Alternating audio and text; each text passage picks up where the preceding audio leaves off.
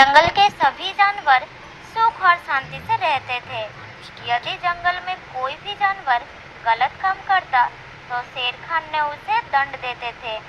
वो कमजोर जानवरों की रक्षा भी करते थे।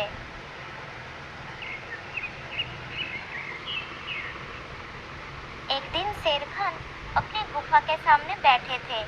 तभी उसका दोस्त बाघीरा उसके पास आया। फिर दोनों दोस्त मिलकर जंगल और जंगल के जानवरों के बारे में आलोचना करने लगे।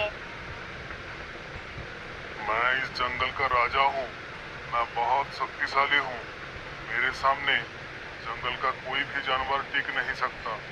क्या कहते हो बघीरा भाई? ये तो तुमने ठीक ही कहा शेर खान, लेकिन हाथी के सामने तुम बिल्कुल चूहे जैसे लगते हो। मैंने ठीक कहा ना शेर खान? बाघीरा की बात सुनकर शेर खान बहुत क्रोधित हो गए। बाघीरा, तुम्हारी हिम्मत कैसे हुई मेरे बारे में इस तरह बात करने की? तुम्हें पता है तुम किसके बारे में बात कर रहे हो? मैं इस जंगल का राजा हूँ। तुम मेरे दोस्त हो, इसलिए तुम्हारे साथ मैं थोड़ा मजाक कर रहा था। तुम मेरी बात का बुरा मत मानना शेर खान।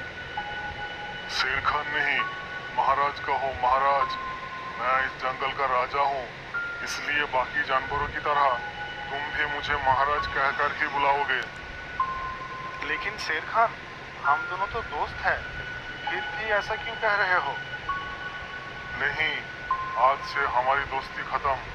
आज के बाद मैं तुमसे कभी बात नहीं करूंगा। दोस्त कहकर मेरे सामने कभी मत आना। चले जाओ यहाँ से। अपने दोस्त की बात सुनकर बाघीरा बहुत दुखी हुआ और वो वहां से चला गया।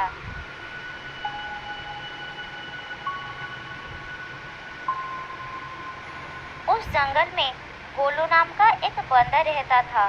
वो दूसरों की चीजें चुराकर भाग जाता था।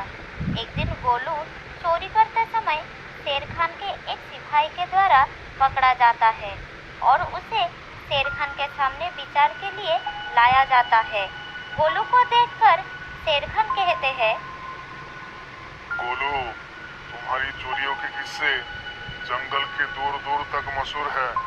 तुम जानवरों के घर में ही नहीं बल्कि मेरे दरबार में भी बहुत चीज चोरी की है। इसलिए मैं तुम्हें पहाड़ से गिराकर मरने की सजा घोषित करता हूँ। आज से ठीक 2 महीने बाद तुम्हें पहाड़ से गिराकर मारा जाएगा। सजा सुनकर गोलू रोने लगा और बोला, महाराज, मैं अब कभी चोरी नहीं करूंगा। मुझे माफ कर दीजिए महाराज। मेरे घर में छोटे छोटे बच्चे हैं, छोड़ दीजिए महाराज। लेकिन शेर खान ने उसकी बात नहीं सुना। तब एक सैनिक उसे ले जाकर जेल में बंद कर देता है। उधर गोलू का दोस्त भोलू को जब इस बात का पता चलता है तब वो गोलू से मिलने के लिए कैद खाने में पहुंच जाता है और उसे कहता है, देखा गोलू, तुम पकड़े गए ना। मैंने तुम्हें कितनी बार कहा था कि चोरी करना छोड़ दो। अब क्या होगा बताओ? कैसे निकलोगे यहाँ से? वो सब छोड़ो भोलू भाई, जो होना था वो हो गया। मुझे तो बस अपनी परिवार की चिंता हो रही है। काश मैं मरने से पहले उनके लिए कुछ कर पाता। मेरे छोटे छोटे बच्चे हैं, बीवी है, अब उन सब का क्या होगा? मेरे बिना वो भी जीवित नहीं रह सकते।